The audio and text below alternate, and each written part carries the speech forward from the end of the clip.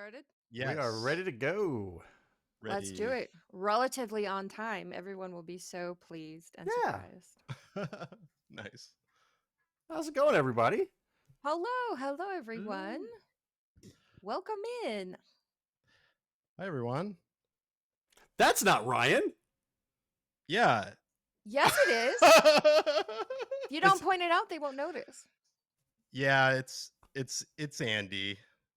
So how's everyone doing? It's that Ryan with a better looking face, a better looking voice, and yeah, that's okay. I'm a Jets fan, not a Bills fan. So unfortunately, that's the real reason Ryan's never here when you're on the show. Yes, I shaved. All right, let's get the show started. Welcome, everyone, to Gamers Week podcast. Like the name says, we analyze the best, worst, and weirdest headlines of the past week in the video game industry. This is episode 156, and today is Wednesday, March 12th, 2025. Thanks so much for tuning in, everyone. My name is Blue Williams, and I'll be your host for this evening. But as you can see, I am not alone. I have two fine co-hosts with me. My first co host loves nothing more than a long night of sweating, screaming, and big finishes. In Mario Kart, you perverts. Please, everyone, say hello to the one and only Donnie G. That game brings out the cranky old man in me, and like we've discussed, Yes, Blue, it does.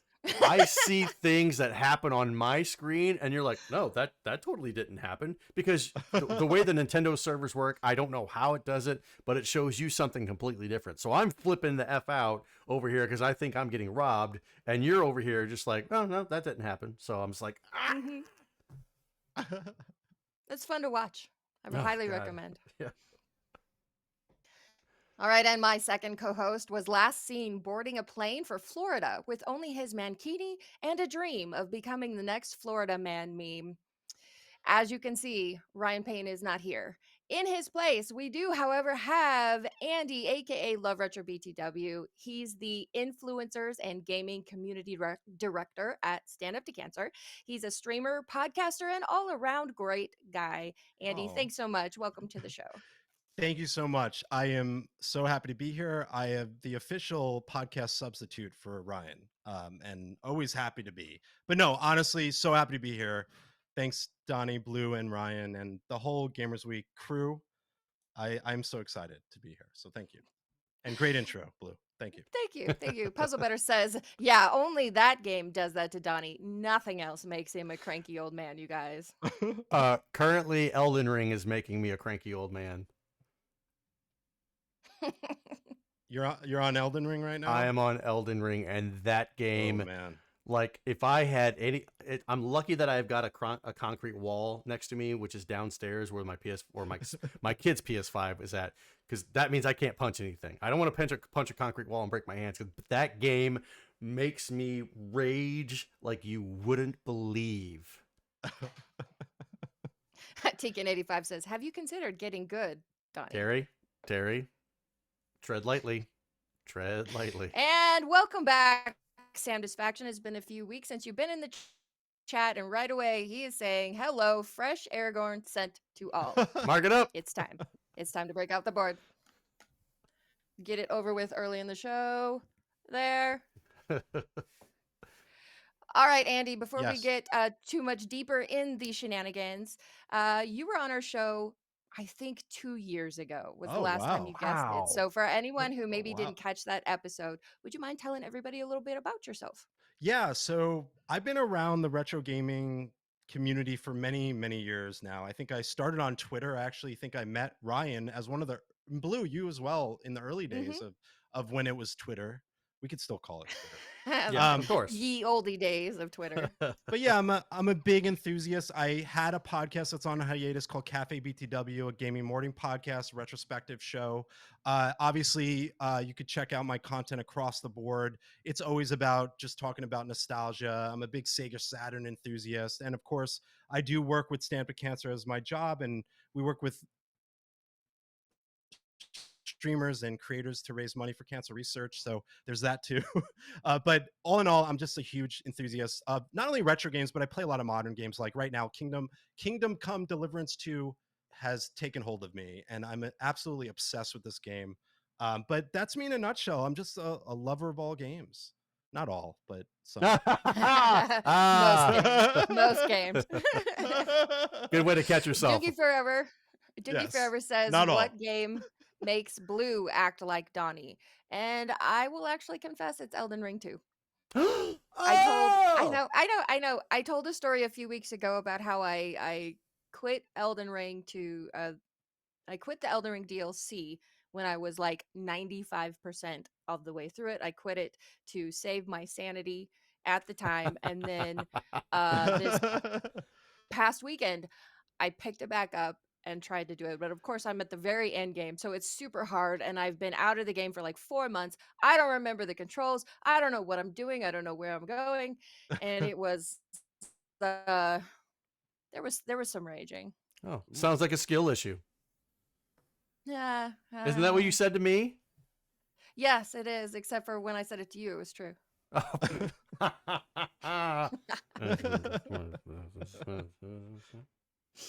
All right. Let's get the show started with our reviews, reactions, and requests. Darkwing J says, I do hope Tony Hawk Pro Skater 3 and 4 will have Kelly Slater on a surfboard as a hidden character, but probably not. Yeah, probably not. Probably not. I'm assuming he was in cool, 3 and 4 or 3 or 4 or something like that as a hidden character. I have no idea. Was he? I don't know. I understand the reference because Kelly Slater is a surfer, but as far as like him being he had his own game, I think. Yeah, I think Kelly Slater had his own game. He right? did. I think it was on GameCube, and I think I rented it one time back when you can rent games, and it was not good. I don't think I ever played it. Matt Hoffman BMX I played.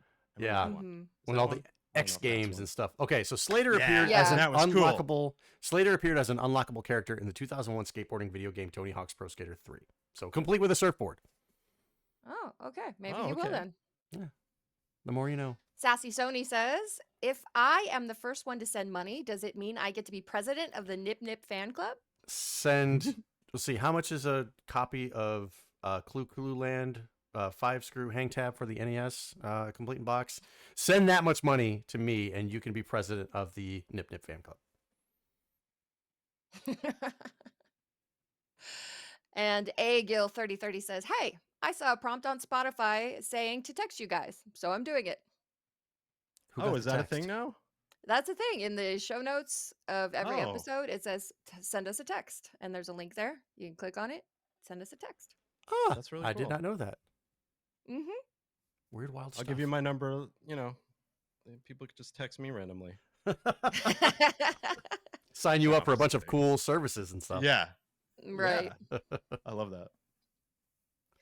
All right, let's move on to our patron shoutouts. We couldn't do what we do without the help of our gorgeous patrons. Here are the generous folks supporting Gamers Week on Patreon. Don't Make Me Pull This Car Over, Games with Coffee, Hybrid Divide, You Fall Before Me, Davey PGH, the Pixel Pond family, including Shannon and Luke, Zach Huge Thanks, Puzzle Better, #1 Blue Sick Voice fan, John Barron, Sony President of the Nip Nip Fan Club, Evo Lust, Rai Secret Best Friend, Mega Retro Man, Gamatroid, Moradib, Michael, hey kid, park my car, get my bags, and put on some weight, will ya? So that's obviously a Rodney Dangerfield thing. Hey kid, park my car, get my bags, and put on some weight, will ya? Lakite. I was just going to say, I think you're obligated to read it now in the Rodney Dangerfield voice. Absolutely. Since I had to. Yeah. Just do the rest of the podcast in that voice. That'll be good. What could go wrong? Emo-esque Bill Tucker, The Real Retro Game Brews, Fruitcakes Pickled Pepper, Ducks with Thick Thighs, absolutely the best podcast, a work in progress, Wizard of Zardoz, Bops and Dugnut, Blues Little Sis, Loudmouth, Retro Blast Pat, B&T Zilla Guy, The Mad Milkman, Seven Castle Forest, Crunchy Kong, Sheriff Snack, Frank Grande, Love Retro BTW, Bam! Steven Sand, Take my money. Terry Kader, and Agil 3030. If you like what you hear today, and we really hope you do, please consider joining us on Patreon. Your support helps cover the cost of producing the show, as well as other cool stuff we'll be doing like prizes and giveaways. You'll also gain access to our bi-weekly patron-only bonus cast called Gamers Week Uncut, Patrons with Benefits. Visit patreon.com/gamersweek or follow the link in the show notes to learn more. GoldenEye in the chat says German Donnie is pretty awesome too. So what we really need for peak awesomeness is we need German Rodney Dangerfield Donnie. Ooh, that's I'll a have to mix. work. I'll have to work on that. you need a day or two to workshop that. Yeah. All right. All right. In the meantime, let's move on to our headlines.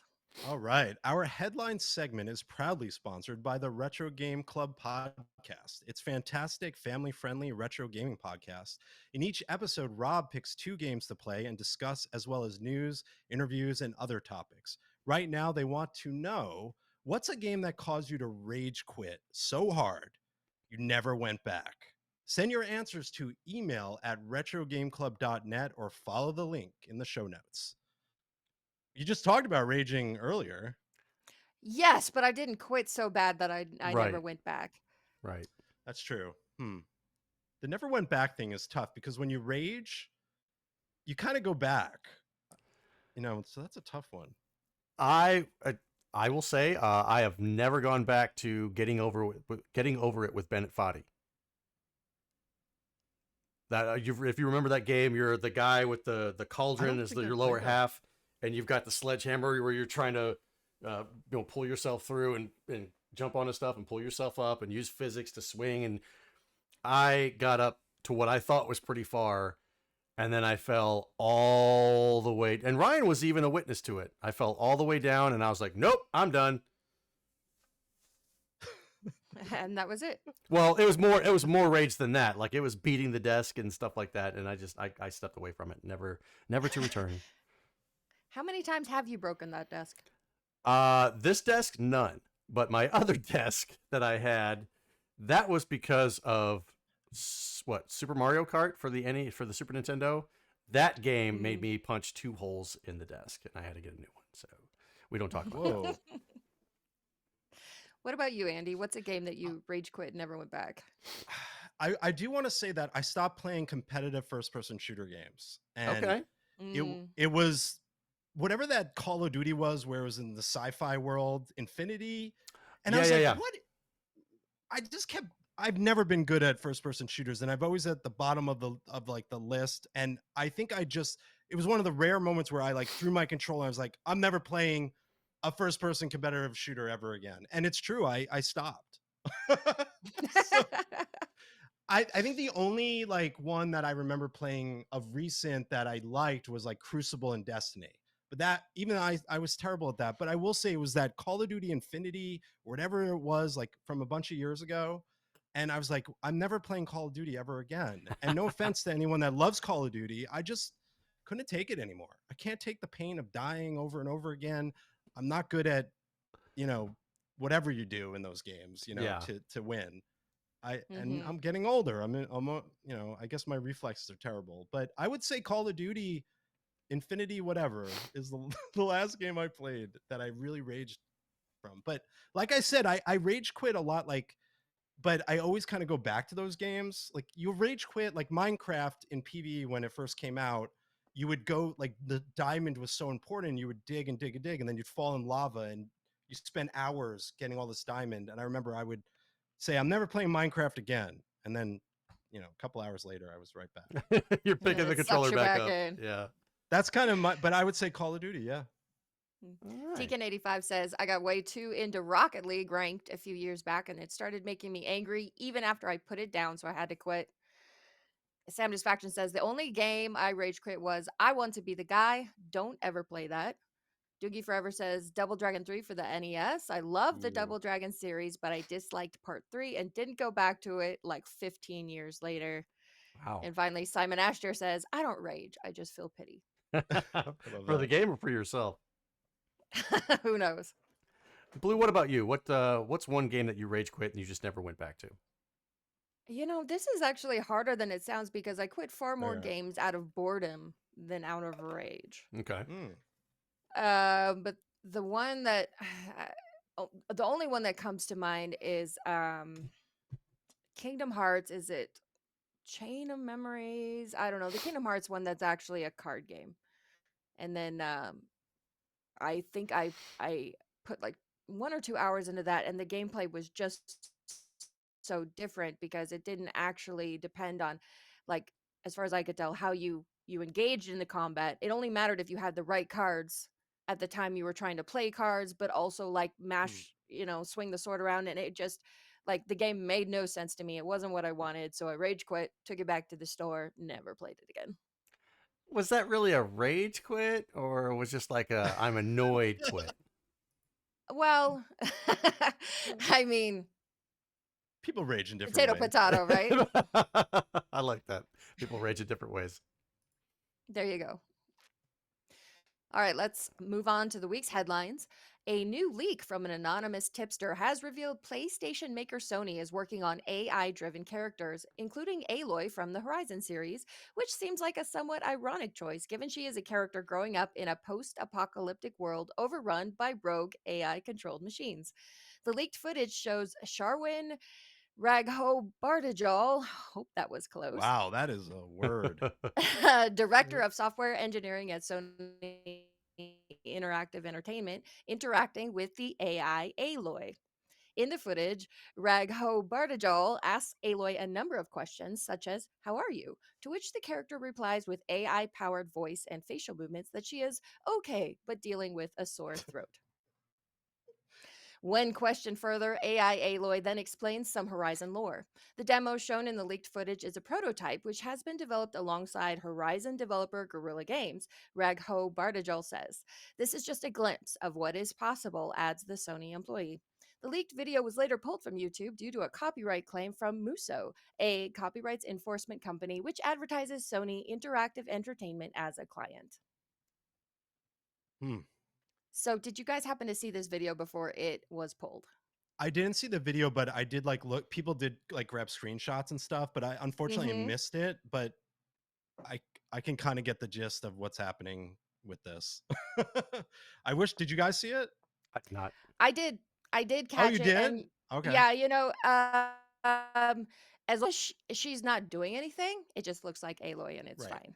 But as soon as he starts talking to her, then she turns and she's answering, and it's one of the. I know it's just a quick demo that they put together, but as she's talking to you, her mouth movements are way too big, and it's way off-putting. And then her voice is not. It's not Aloy's voice that you're used to from the Right. games. It literally sounds like a text to speech kind of thing, like you'd get from any app anywhere could do. It's that bad of a voice. And then he's talking to her and she's like, "Oh, I have a sore throat." And it's like, That's a weird. Like I'm that's a surprised weird that was. response. Yeah, and what he was showing, and it was internal, right, to internal teams. But I would imagine you'd want her to say something cooler than that. Well, yeah, but the simple fact that they were able to get it to do something and Sure. show that to the world, I think that's ultimately the result. It's just the start of this, and I fear what this is going to mean for the video game industry. I do want to mention that AI, I think when I always heard the term AI, I associate it to video games because you're always like, oh, the AI is reacting, but not in this sense. Like, think about it. Like, back as far as Pac-Man, the ghosts were AI. They're moving in their own directions. They're, Mhm. as I mean, as far back as Pong, that could be considered sort of its own AI. I think of sports video games, though. There's lots of AI in sports video games, like the way they react, the way they, AI has always been around gaming, but not. I mean, I could see it working cool in RPGs when you're talking to NPCs. That could be interesting. Um, it could be good or bad. I don't Yeah. know. I mean, I guess it comes down to, what do you want from your video games? Do you want something that was designed with care by creative people and a team who had a goal and was giving their best every day to get to that goal? Or do you want a game that just kind of you put on it's like a pressure cooker. You just set it and forget it and let the game design itself. Hmm. It all depends on what the end result is that you get from that, and in my opinion, so when you talk about AI, I think there's many different perspectives when it comes to AI. There's that, like you just said, Andy, when you talk about the ghosts in Miss Pac-Man or Pac-Man, yeah, that can be viewed as A AI, although form. it's just simple programming. When I don't know about you, but when I think about AI, I think of something that learns and produces a result as due to that learning.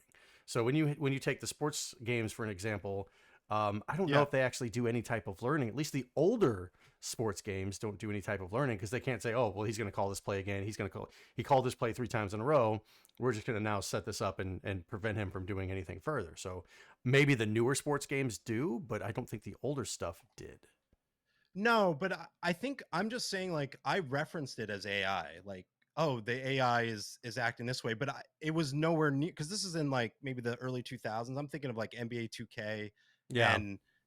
and I think I just remember personally saying, oh, the AI in the game is doing this, or like the mobs in Destiny are acting this way. I mean, you're right, but I will say this. So I mentioned Kingdom Come Deliverance, right? Mm-hmm. I don't know if you guys have ever played a Kingdom Come game.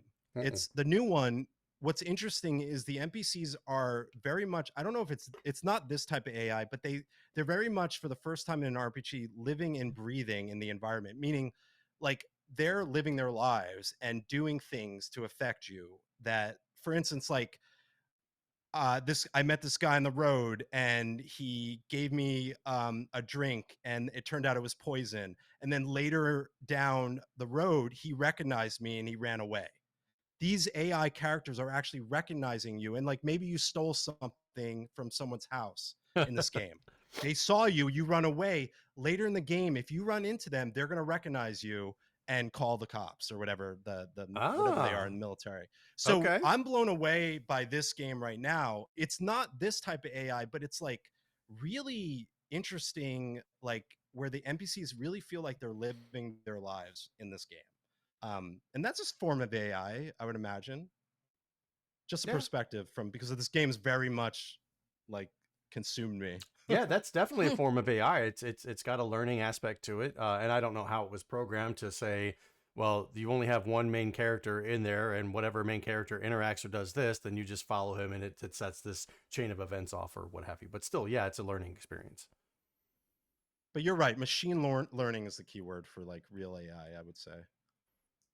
Yeah, I mean, of course, there are lots of different types of AI, and so the one that I think that most people have the most problems with is this idea of generative AI, which is what Correct. the video game industry is so in love with right now because they see it as a shortcut to quicker products and more profit. And as impressive in many ways as this Aloy footage may be, they have a lot of work to do to prove it to us. And especially like at the same time that the SAG after strike is still going for video game voice artists because they're not satisfied with the protections that they've been given in the contracts for AI use.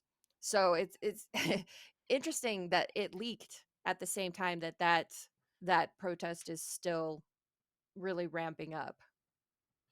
Yeah, that's like the movie industry, SAG fought this particular concept. They don't want actors to be, uh they don't want to use their voices as AI to fill in voiceover, Mhm. sections of film and stuff. I think there's a problem here, especially for the voice acting industry. That's going to be bad. Um, Yeah. do you guys like any aspect of AI like this? Do you think that there could be good out of this, or do you guys feel like it's more leaning towards it's going to be bad? Uh, That's okay. Got it. Yeah. I mean, we've used AI before just to do little skits on our show and just for that kind of like harmless stuff, it's fine. But for taking the place of the jobs of a whole industry worth of workers, um, just so a small handful of executives can make more money and the shareholders can be happy. None of us are convinced that's going to create a better world for anybody but those shareholders and executives. Yeah, it's going to be really interesting where this goes. Mhm. All right, next up, a new report claims that the next console from Xbox might not be a traditional console at all, and that it might be targeting a 2027 launch. On a recent episode of the Xbox 2 podcast, reporter Jez Corden said that Microsoft plans for the new Xbox are more akin to a gaming PC. He describes the machine as a PC in essence, but with a TV friendly shell that also has a specific set of specs in mind. He further suggested that, similar to existing consoles, developers will know what these specs are, so they'll be able to optimize their games accordingly. Subsequent reporting suggested that an Xbox branded handheld could be on the way in 2025. As always, these rumors should be taken with a grain of salt. It's unclear if this hypothetical PC like Xbox would feature the more extensive non gaming functionality that you get with a PC, such as work apps, productivity software, and more. However, this is far from the first inkling that Xbox is considering a drastic change with its next console. In a recent interview, former Xbox executive Peter Moore went so far as to suggest that the console war is essentially over, and if given the choice, Microsoft would stop making hardware entirely. So Microsoft has conceded. They've lost the war. But Well, Peter Moore is a former Xbox executive. Yeah. he's a Now- legend. He's the guy that did the Grand Theft Auto tattoo on his arm when he announced it in the Halo. I don't know if you guys remember this at E3. To announce that Halo was on Xbox, he did a tattoo on his arm. And then to announce Grand Theft Auto coming out, he showed the other tattoo. It's in videos. Okay. Look it up. I wonder if they were temporary or if he still I- got those. There's still a rumor that they were real, and that's what he says. But I haven't seen his sleeves underneath his sleeves. But it was he was a great Xbox executive. But I will say this, like, what I'm understanding is that they are going to do one more console generation with what I think is funny. Are they just saying they're making a PC? Like, because it's going to have programs. Like, I'm really confused. Like, why don't they just say we're going to make a PC? No. They didn't they say they already- were going to make it. They said that they were questioning whether or not this console was going to have the similarities of a PC, and that would be like, what Microsoft's making a PC? Who would have thought? That's what I mean. Like, what is it? Is it a PC? Why don't they just go all the way in with saying we're making the Xbox PC? Right. Simon Asher says Microsoft stepping down, make a way for Sega's big comeback. Yes, that's what I'm talking about. And RetroAF says Phil Spencer, current head of Xbox, conceded the console war last year. Yes, Xbox boss Phil Spencer, drink. Conceded the console war last year. Xbox might as well die. Okay. Now, from what I understand, I think with every Xbox sold, like, they actually lose money or something like that. I think that's probably true with PlayStation though. Yeah, As well. Yeah, both of them. And now with Nintendo coming out with the Switch 2, Xbox saying we don't really want to do consoles anymore, that only leaves Nintendo and Sony to continue to battle it out. And with the Switch 2 being hopefully more powerful, so that these games aren't just childlike looking games on the Switch. I for one would love to sit back and watch this war between Sony and Nintendo, because I remember back in the day whenever they partnered, or they were trying to partner to build the next Nintendo thing, and Sony was like, nope, we're going to go out on our own and build the PlayStation. So I'm ready for it.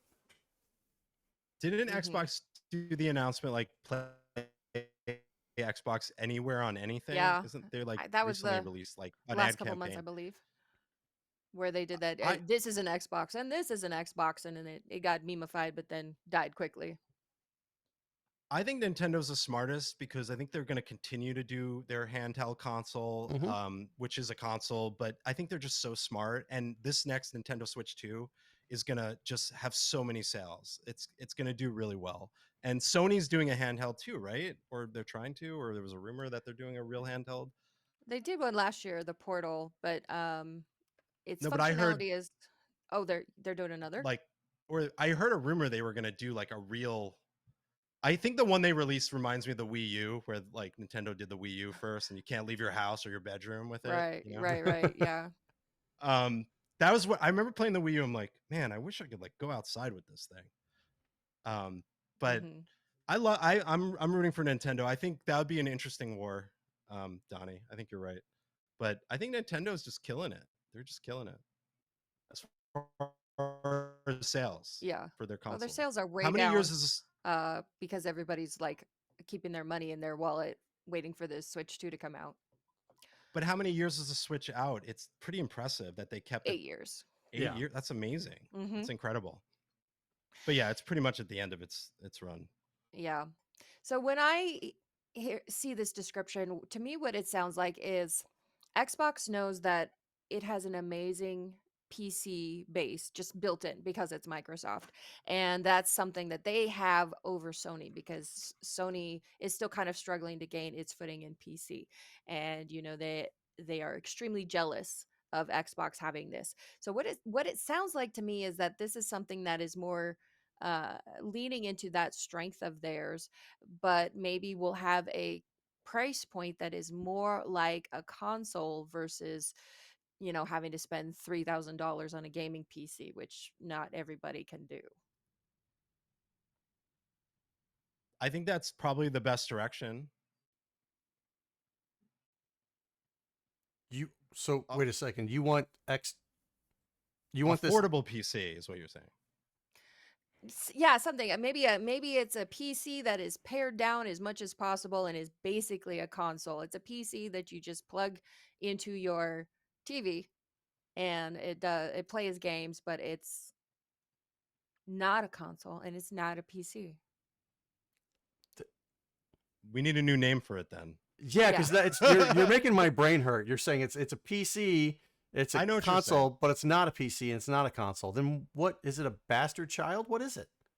That's kind of what it sounds like in this PC in essence, but with a TV friendly shell that also has a specific set of specs in mind. The Steam actually had the Steam machine. I don't know if you guys remember this, and I think it was around 2015 or something. The Steam machine was it was like kind of what you're talking about, Blue. It was like a pared down PC you could put on your TV, and it used the Steam OS. Which and it did, but then they discontinued it, and it ended up not going anywhere. And that was a long time ago. So Steam was already thinking that. They wanted more people to play Steam at the TV. They were trying to compete with the console market, but I think they just gave up and decided, hey, we're just good at this PC thing. So, and their handheld is pretty cool, to be honest. I don't own it, but I think they're doing good stuff with that. Yeah. Well, we'll see. Whatever it is, they'll come up with a stupid name for it that will be confusing. So, Xbox Series 1321. right. X and S. Xbox Series X, X420, 69, XX. Yeah, that's the console they should do. Right. That's the last console they should do. Yep. That's perfect. All right, next up, the World Video Game Hall of Fame has revealed this year's 12 finalists up for induction on Thursday. The winners will be enshrined May 8th at the hall's new space inside the Strong National Museum of Play in Rochester. The 25 finalists are Age of Empires, Angry Birds, Call of Duty 4 Modern Warfare, Defender, Frogger, GoldenEye, Golden Tee, Harvest Moon, Mattel Football, Quake, NBA 2K, and Tamagotchi. This year's finalists span the decades and range from arcade classics to one of the most popular mobile games of all time. John Paul C. Dyson, director of the Strong's International Center for the History of Electronic Games, said in a news release, all of these games have enormously influenced pop culture or the game industry itself. The World Video Game Hall of Fame gets thousands of nominations online each year for arcade, console, computer, and handheld games. Staff members choose the finalists based on their longevity, geographical reach, and influence on game design and pop culture. The inductees are then chosen in a ballot vote by an international committee of experts. Experts. How do we get on this committee, huh? No kidding. Yeah, I don't know. I mean, our invite must have got lost in the mail because I believe we are clearly we're experts on retro games. Have any of you been to the Strong Museum? I've only heard things about it. I've never been. Yeah, Ryan's been several times because he's from that area. Right. And every once in a while he wears one of their branded sweatshirts on the show as swag. That's awesome. So But go ahead. what do you guys think of the nominees this year? I think It's they're. Go ahead, Donnie. no, go right ahead. No, I was just gonna say. I mean, there's a lot of great games. One that I want to call out, which I'm a huge sports video game fan. So seeing NBA 2K get a nod is awesome because the Dreamcast 2K series era. I mean, NFL 2K. I don't know if they put that one in, but they really changed the game for sport games. So I thought that was really cool. But Quake. I mean, Defender, Frogger, GoldenEye. These are staples and amazing games. So It's a I don't know wide about Angry variety. Birds though. I don't know about Angry Birds. Well, it's a But wide variety, it but Angry deserves- Birds is in and of itself is still a great fun game. I remember Totally.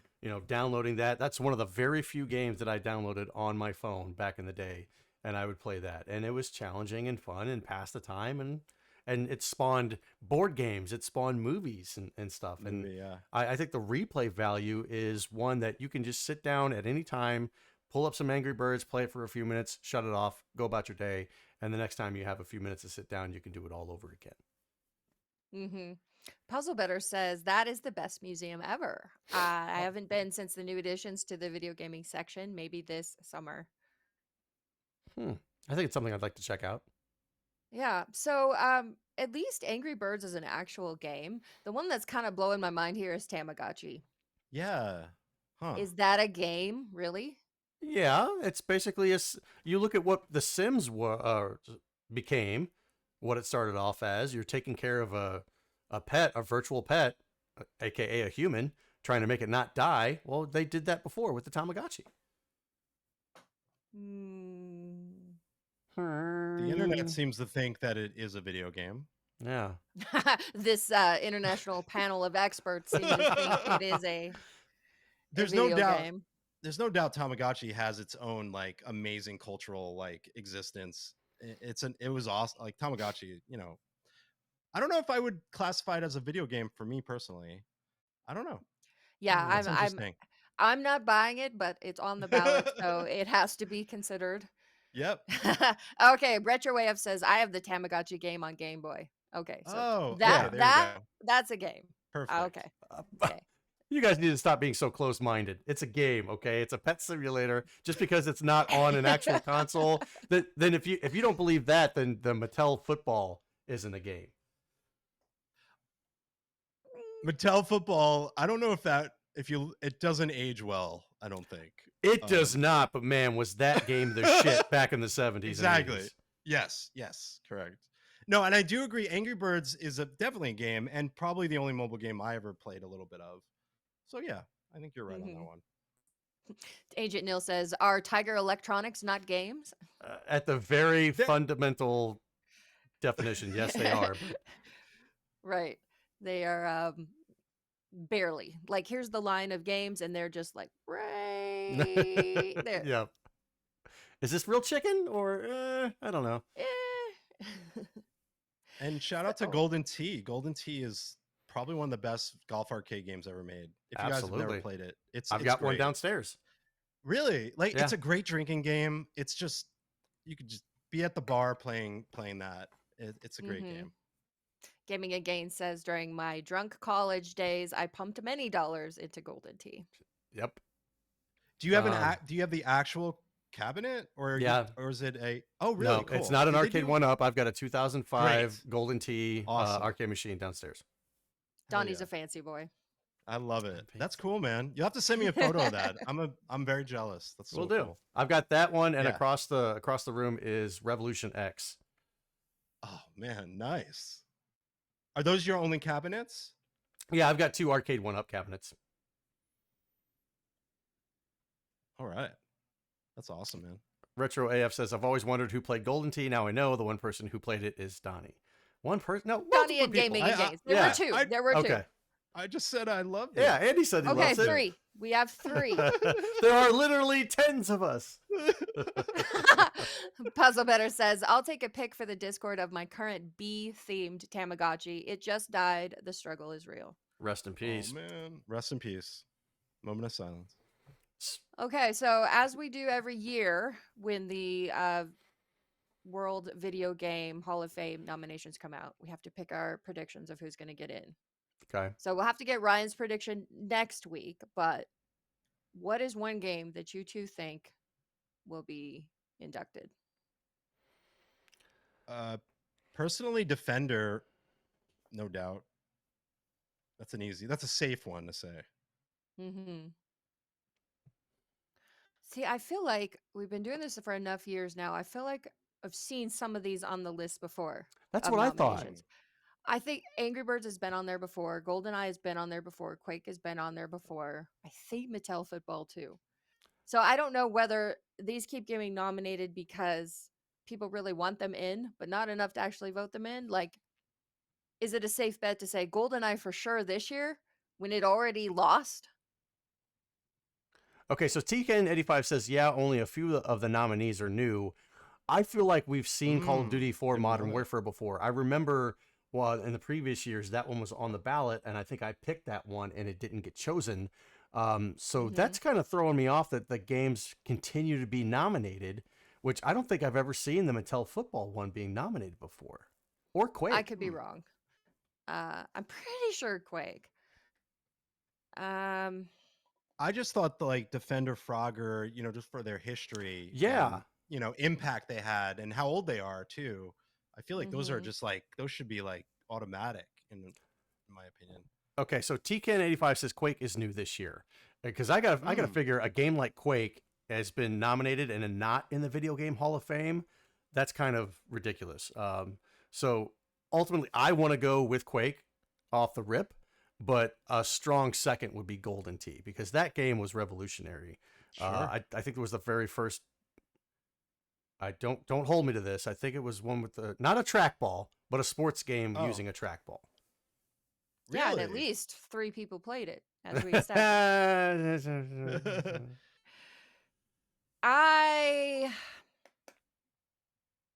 I'm torn between GoldenEye and Age of Empires. GoldenEye has to make it in there eventually. I don't know how many times it's going to be nominated before it goes in there, but it is. So I'm going to commit. I'm going to commit to Age of Empires though. Okay. I like the commitment. That's a good one. Yeah. I mean, they'll pick 3. So after whatever episode is after May 8th, we'll revisit this and mercilessly mock the losers. But as is tradition. As is tradition. And you don't fucks with tradition. There you go. And that's what I appreciate most about you. Is that what you appreciate about me? All right, and last up, Coperni, a brand that regularly explores how technology and fashion can interact, currently has a clear fascination with the gaming culture of bygone years. On Saturday evening in Paris, the company staged a fashion show conjoined with a 200-person LAN party. Coperni's runway was set against 4 rows of gamers, their faces aglow in the twitchy green light of computer monitors as they swerved around Fortnite's digital world in Hummer-looking trucks, firing guns at each other. When the show began, the players kept at it, the clicky sounds of their keystrokes competing with the percussive taps of the models' heels striking the floor of the cavernous Adidas arena. The concept, said Coperni's co-founder Arnaud Vaillant, was a tribute to gaming in general and to celebrate this subculture from the 90s. In the front row, guests were wedged between players wearing headsets and Coperni branded tees. The gamers had been cast per the brand with the assistance of Gentlemates, an esports organization. Most did not know what Coperni's clothes looked like before that afternoon, and they probably still don't. Was the old guy from the meme with the smile and the coffee cup, was he cast? Was he there? I don't know. I don't think so. I saw a video of it. Did you guys see the video? I saw like a Instagram. I saw video some of pictures of it, but not actually video. It was kind of interesting. Like these were like typical runway models with like really beautiful, whatever runway stuff clothes. And there's literally Runway like stuff. You know what I mean? And it's literally lined with like gamer chairs and their computers, and it's all like gamers playing Fortnite. Mm-hmm. While I give them credit. I think that's really innovative in a lot of ways. Fashion meets gaming, a little bit different. I would recommend watching the video because it kind of shows you everything. But I don't know. It's kind of interesting. So it's kind of like a nod to all of the different outfit changes and what loot boxes and stuff like that you can buy for these games where you can, oh, you can spend this much money and have a cosmetic, change your cosmetic outfit. Oh, you can make this guy wear underoos and this guy wear ruse shoes and all that stuff for just a simple $1.99. Well, as I understand it, the excuse me, the theme of the clothes was 90s. So there were outfits inspired by like Laura Croft. There were outfits inspired by the 90s movie Hackers and stuff like that. There was like a bag with a Tamagotchi on it, something like that. And Okay. so it was meant to be like, yay, the 90s, but it's a little bit weird to me then. I like the idea of the LAN party. Like that's crazy. We all of us have fond memories of LAN parties, and to bring that back, that's really cool. But then to play Fortnite instead of something that would have actually been played at a LAN Yeah. party, that feels like a miss to me. And then I wonder if it was Yeah. because they had to recruit 200 gamers for this stunt, because let's be honest, this is a stunt. And they figured they couldn't get that many gamers because they don't care about fashion. Like the accounts that I read of this event said that none of the gamers even looked up over their monitors. Like they could care less about what was going on the runway. They were just laser focused on their game. And so how are you going to get that many gamers to leave the comfort of their homes and their home PCs and come play somewhere else? Well, bribe them with Fortnite, I guess. Yeah, well, you bribe them with something, not Fortnite. I mean, play Doom, play Quake, play anything else, play Redneck Rampage. You know, Yeah, but Like, you have great to game. work. You have to work harder to get people who play those versus Fortnite. you're not The wrong. They the probably, cl- yeah, Yeah, the and they turned close. to they turned to an esports organization to cast the gamers. So what's esports going to look at? Yeah, and I'm looking at the clothes. Like, I guess it's gaming centric, but it still looks like really expensive model clothes. Um, Yeah. but it's a stunt. Yeah, it's a stunt. I don't think any of the, or who is it, the uh Coperni's co-founder Anand Vyant says it was a tribute to gaming in general and to celebrate this subculture from the 90s. I doubt very much Arnaud ever spent much time gaming in the 90s, but who knows? Yeah, it's yeah, it would have been cool if it was like a retro, like you guys said, like it could have been Quake. That would have been neat. Mm-hmm. Because Quake still has a really great, competitive, esports tourneys and stuff like that. That would have been neat. Yeah. Fortnite's just so like Fortnite. Fortnite. Well said. It's It's just Fortnite. yeah. it's I just feel like I've Fortnite. been like hearing Fortnite for the past 10 years, and Yeah, congratulations to Fortnite for being so strong of a game totally. to be able to live that long and keep striving. But yeah, definitely a missed opportunity. You had a chance. You've got the retro clothes. You probably had people like going deeper into the stunt with pulling out a Crystal's Pepsi or a Tab or something like that, or an old school like a new Coke, and it's like, oh look, I'm in the 90s, but you couldn't have a 90s game to play on the LAN party. Shame. Yep. Yeah, Just a bunch of posers. yeah, Mm-hmm. they'll have to do it again. Some chodes. All right, let's move on to our top 3 new releases. First up, we have Fate Reawakened for the PS5, Xbox Series X and S, PS4, Xbox One, Switch, and PC. Reawaken the critically acclaimed Fate games like never before. Play all 4 classic dungeon crawler titles with enhanced graphics as you battle through challenging, procedurally generated dungeons. Learn powerful spells and fish to your heart's content. Are you up to the task? Your fate awaits. Centum. PS5, Xbox Series X and S, PS4, Xbox One, Switch, and PC. Every Y has a wherefore. You are trapped and you must escape. But is that really the goal? Centum is an unreliable narrative-driven adventure where everything may be a lie. There is no singular protagonist in Centum. Instead, players shape the behavior of an artificial intelligence through their choices, AI learning, guiding it towards different outcomes and experiences in this gory physiological horror game. And my brain wants to say Centrum, like the Centrum Silver, like the daily vitamin. I don't know why. I'm just ingrained. Oh yeah, Yeah. with the like Yeah. kind of colorful like Yeah, yeah, yeah, I'm yeah. seeing it in my brain right Because now. Shut it. Donnie is Don't. diligent with taking that Centrum Silver every Oh, morning. fuck you. Every morning. When are they sponsoring? Service. uh, ouch. There Uh, might be one sponsorship I turned down. I don't know. They'd have to offer a lot. when are you actually declared a senior citizen? 65, I guess. Okay, Like then when I've you got a get long. your Social Security. When you get your Well, Social when do you Security. get your AARP card? I think it's more like 50 Oh, maybe. before Fuck. they Then, start trying to I'm rope not you far in. away from that. yeah, 4 years No. away from that shit. We don't need to Jesus. talk about that. Yeah, We can no, move on none of right that. past that Yeah, one. let's go to the last game. Wonder Stop, PS5, Xbox Series X and S, and PC. From the creator of the Stanley Parable and the Beginner's Guide comes Wonder Stop, a narrative-centric cozy game about change and tea. Playing as a fallen fighter named Alta, you'll manage a tea shop within a magical forest and tend to the customers who pass through. But Alta does not want to be here, and if she gets her way, the tea shop will be nothing but a brief and painful memory. So based on these wonderful descriptions this week, Andy, what's your game of choice that you're going with? I like Centum. Centum. Centum, right?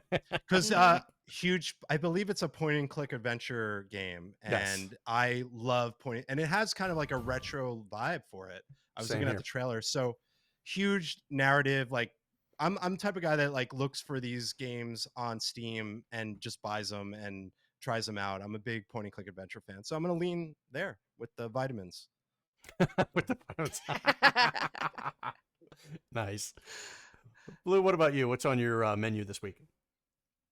Well, people in the chat are saying they've heard good things about Wanderstop, and it did have so far the pre-release reviews on um, Mm, Metacritic are really, really good.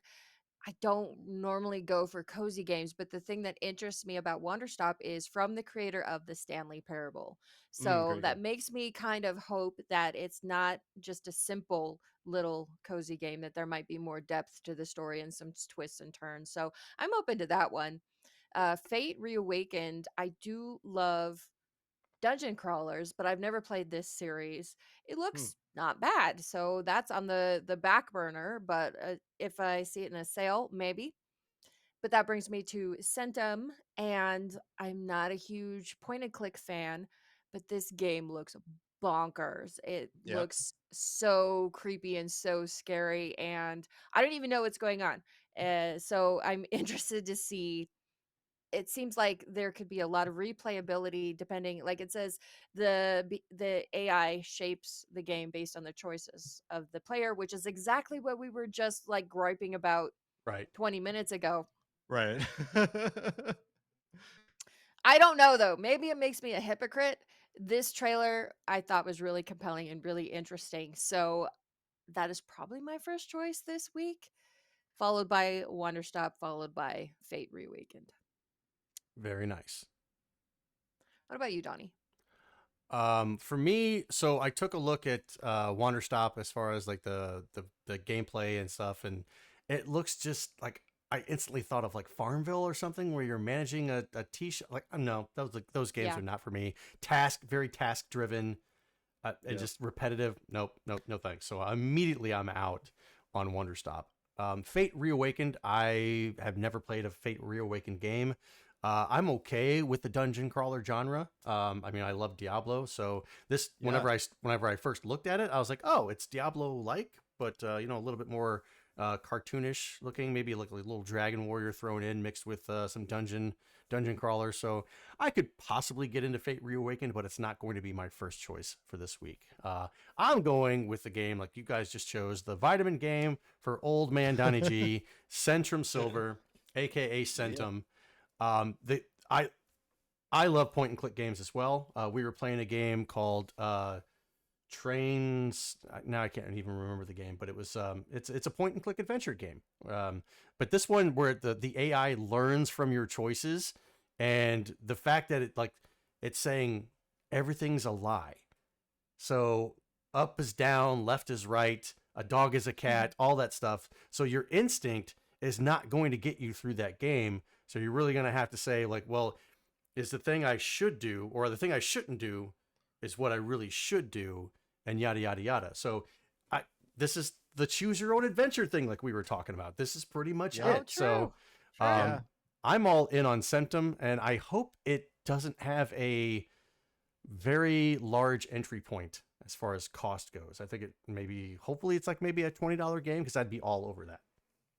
Yeah, I feel like that's a good price point for point and click. Like 20 and under is probably what I see a lot of on Steam, though. They're like Of course. 15, $20. And Yeah. if it turns out to be a great game, I don't mind spending more than that. Yeah, of course. So it's Would you spend- it's a clean sweep this week. Hi-yo! Nice. Woo! All right. All right. All right. Okay, before we move on, let's take a quick break to talk about our sponsor. This segment is proudly sponsored by A Gamer Looks at 40 podcast. The show explores the history of video games through the stories and experiences of the people who lived it. This week, Bill is joined by guest Justin Ham of the Stage Select podcast to discuss how Final Fantasy VII not only changed the way he looked at games, but cemented him as a fan of the entire medium. So this week's question is, what's one title that changed the way you look at video games? Let Bill know your answer by sending him a tweet at A Gamer Looks at 40 on Twitter and Blue Sky. In what way? There are no rules here. Whatever way you like. I got one, and I know it's going to make Ryan happy. Okay. Okay. I think when Mario 64 came out, it really made me look at it. He's gonna hate me, but look, I just remember as a kid, like seeing it and being like, "Whoa, this analog stick, the three, like it kind of blew me away," and that made me look. Not, I was still like a gamer way before that, but it really just was like took my breath away for a second, right, Ryan? And then, but that's like one that just came off the top of my head, you know. But that's a tough question, honestly. Now, I get what you're saying. It's definitely a different perspective of what we known Mario to be. We've always known him as a 2D guy, and then all of a sudden, bam, you throw 3D into the mix, and you're like, whoa, okay, this is it opens up the realm of possibilities of what you can do with Mario. Mm-hmm. Yeah. I think for me, it was something fairly similar where it was graphics based that changed how I looked at video games, because I grew up with the 2D with Super Nintendo primarily, then fell away from gaming in PlayStation, N64 eras. Didn't really care for that early 3D look. And so then I was brought back to gaming with Final Fantasy X when I finally saw that opening cutscene, and I was like, oh my God, because the last I remembered of video games, they were ugly and polygonal and just not very good looking. And then that opening cutscene of Final Fantasy X on the PS2 was just incredible. So it like blew my mind as far as what games were capable of then, and been gaming ever since. Very nice, and That's I get awesome. that. I understand that. Yeah. And I have to say, oh, go ahead, Donnie. Sorry. No, go ahead. I was just gonna say a joke about gamers looks at 40, but I say it all the time. Do it. He's gonna turn 50. He's got to change. Gamer Looks at 50. He's gonna hate me because I always say that. Anyway. Satisfaction says, "What are you saying about my Tifa? Her polygons were in all the right places." Apologies to Tifa. I know that this is probably going to be, it's going to sound like a, beating a dead horse. But for me, it was Night Trap. It was, oh, nice. This changed what I thought a video game could do, because normally we were all, what we had with video games before was the simple 2D platformer, different variations of that. You've got your RPGs, you've got your shoot 'em ups, fighting games and stuff like that. So those were specific genres. They're like, oh, okay, that's all we have. But now there's something new comes out, and you're making choices that determine this, again, choose your own adventure. It seemed like what you did resulted in certain different cutscenes that happened in the game. Night Trap, Double Switch, stuff like that. But Night Trap was my first entry point into those types of games, and it just, looking back on it now, it was a little predetermined. Like, okay, if you catch this many augers, then you're going to get this part of the game. If you don't, then this happens where you get disconnected and you have to keep going all over again, stuff like that. But that really changed my perspective, and it told me that video games could be so much more than what we were used to. Mm-hmm. That's an excellent example because I had it on Sega CD when it came out, like literally, and it kind of blew me away. And I remember that was the FMV boom. Yeah. That was like Mad Dog McCree was in the arcade. I think it came out on the Sega CD, but it was like, this is the future. Now video games are going to be like the movies. Yeah, like, of course. I actually believed that. I was like, wow, this is it. This is the next step. So that's a good nod to, and shout out to Nitra, which caused pretty much single-handedly it went to Senate.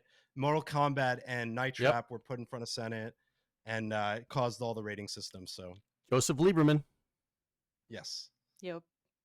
Rambowski says Metal Gear Solid took it to the next level back in the day. Absolutely. Great choice. Tkin85 says the clear answer is Tomb Raider. Taught us all to look at games differently, and by that I mean staring at triangular knockers.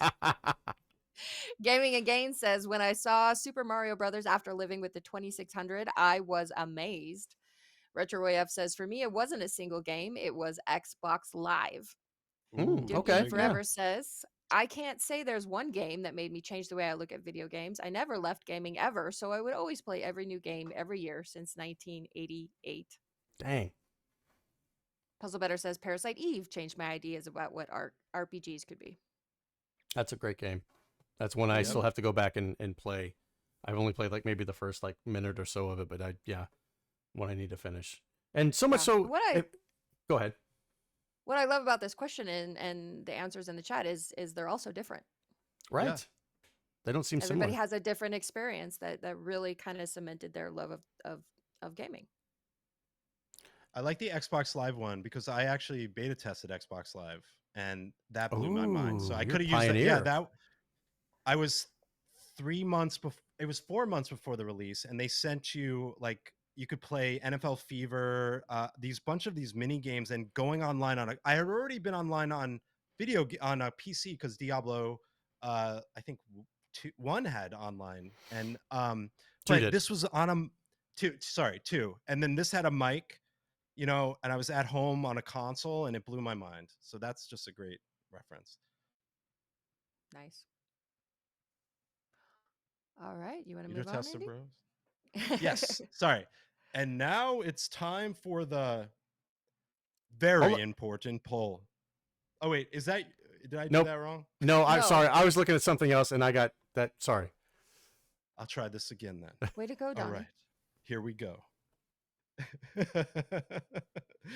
And now it's time for the very important poll. Every month on Twitter, we post our VIP, very important poll. If you'd like to participate, follow us on Twitter at GamersWeekPC. This month's question, Chrono Trigger, the GOAT RPG, turned 30 years old yesterday. Wow. What's your favorite video game celebrating a major anniversary in 2025? So there were 4 choices on the poll. We had Chrono Trigger, 30th, as mentioned. It had a 61% vote. Majora's Mask is 25 years old, and we saw 14%. Bloodborne, which I can't believe is 10 years now. Oof. Time flies too fast. 15%, and then other, which isn't a game but means you had a different game in mind, is 9% of the vote. So let's look at some of those. Do you guys want to? We'll do the comments first and then we'll discuss. You got it. Discuss. Okay. Linda Richmond, topic. Discuss. Okay. Let's look at some of the comments from the poll. The Jersey Hermit, who I hope is really from Jersey because I'm from Jersey. Shout out to Jersey. Let's show some love for the original Super Mario Brothers celebrating its 40th anniversary this year. My God. Big Willie Isms says, this is for my wife, Sugar Pums.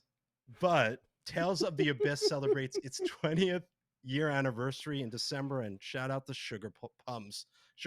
Love that. Shout out Sugar Pums. Yes, shout out. Tesseract Unfold. Despite the psychic damage this realization caused me, I have to shout out Carmen Sandiego for hitting its 40th anniversary. Ooh. Excellent game. Lots of memories as a kid with that one. Ignoreland, which we won't be ignoring. James Pond, Underwater Agent, is hitting its 35th. look, I'm not saying it's a good game, but we got a good game for Christmas and a game for our birthday, and that's what I was playing for the year. If grandma picked up James Pond, you played James Pond, and I mastered James Pond. To make her I happy. love James Pond. Yeah. And then Team Rails with the final nail in the coffin. Thanks for making me feel old. You're welcome, Team Rails. Every Yes, week. we all. My back hurts a lot more than it did before this segment. Yep. So, what is a game that's celebrating a major anniversary this year? And there's a ton. Like, even in the chat, people are shouting out Bloodborne, Diablo 2, the Majora's Mask, which is the one from the poll. But what do you guys think? Well, I'm not gonna. I already mentioned it. But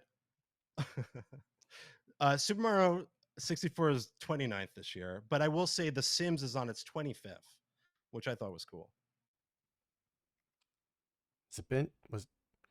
Yeah. That's probably that's about the same time. Wow. Right? I mean, unless the internet lied to me, which it No, can. that falls in line. I think that tracks with when I remembered like The Sims coming out. So that's insane. Yep. Holy shit! Like seeing some of these games that are just 25 years, 30 years old, 40 years old, and more. 40 It's is like crazy. wow. It really is, because like I remember clearly when Super Mario Brothers came out. Yeah. I remember going to my neighbor's house because they got a Nintendo and playing it, and then like never wanting to go home. Like, can you adopt me, please? Can I live here now? I'll sleep on the couch. Just let me play more Mario. I see Ice Climber 40th. Wow. Excite Bike, 40 years old. Gyromite, Wow. 40 years old. That's insane. Oh my god, this is insane to me. I mean, there's Yeah. the list goes on and on. I'd say probably some of the games that I think I'm celebrating are Diablo 2, which is 25 years old. I love Diablo 2. I played that game so much back in the day when I like got my first computer, playing online with some friends and stuff like that, doing dungeon raids and whatnot. But like I said, Excite Bike, Castlevania, Dracula X turns That's a good one. 30 for the Super Nintendo, and Jet Set Radio for the Dreamcast Jet turning Set. 25. Wow. The one that the big anniversary this year that I meant a lot to me was Resident Evil 4 turns 20 Of course. this year. Wow. Which again is something that makes my back hurt, because I remember in grad school when that came out, I'd saved up my money. I bought a GameCube. I bought that game. I didn't buy the GameCube for Resident Evil, but when it came out, I sure as hell bought it on release day and skipped classes for 3 days straight Oh until I no. played through and beat it, and then could go on with my life. But man, Oh, I Leon. loved that game, even with the screaming and the escort missions. But God, I loved that game so much. I want to correct Donnie. There was online for Diablo 1 because I remember Was there? playing online. Yeah, I remember. It was very early because I remember Diablo 2 kind of redefined it online. And I remember in Diablo 1, I would like meet someone in game and say, hey, come to the dungeon with me and let's fight. And then I kill them and give the resurrection thing and then kill them again just for fun. But Diablo 1 was very messy. But yeah, I guarantee you it was online. Okay, because you're showing your age. Because earlier on in the podcast, you didn't remember it having online capability. So now, just suddenly out of nowhere, you just pull out this memory. Seems a little suspect. Really? Are you taking your Centrum? Are you taking your Centrum Silver? Oh, I don't know. Did I really say that? I think whenever I said Diablo 2 had online, you're like, yeah, you're right. It had online. Well, no, I agreed with you because I actually believed you for a second, but then I was like, wait a minute, I'm pretty sure I played this online. It was just a bit, Eddie. I'm old, man. I'm very old. No, not that old, but getting old. Don't let Donnie push you around. Yeah, geez, Donnie. It's been a while, man. Right. All right, well, let's go ahead and wrap up the show. Thank you all for listening to episode 156 of Gamers Week podcast, and a big thank you to the Retro Game Club podcast, LoveRetroBTW, our wonderful guest, A Gamer Looks at 40 podcast, and Pixel Pawn Production Company for sponsoring this episode. Don't forget to check out their links in the show notes. If you want to connect with Gamers Week, follow us on Twitter and Blue Sky at Gamers Week PC. Watch us right here on Twitch at twitch.tv/Gamers Week podcast, where we will record live every Wednesday at 8:30 Central Time. Email us at gamersweekpodcast@gmail.com. Visit our merch store at gamers-week-podcast.creator-spring.com, or if you want to do the easy way, follow the link in the show notes. And last but not least, join us on Patreon at patreon.com/gamersweek. Finally, since you made it all the way to the end of this episode, please leave us a rating and a review to let us know how we did. We really do value your feedback.